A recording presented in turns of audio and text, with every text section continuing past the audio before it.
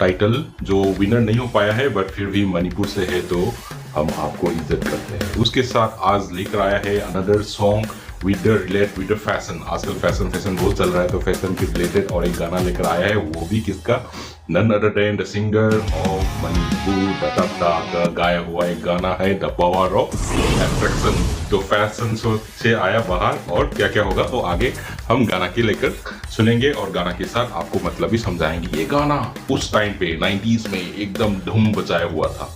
इसके साथ हम इस गाना को फिर सुनते हैं, इस गाना की पूरा इनसाइट की मतलब आपको समझाएंगे और मजा आने वाला है। अब हम इसको एंजॉय करते हैं।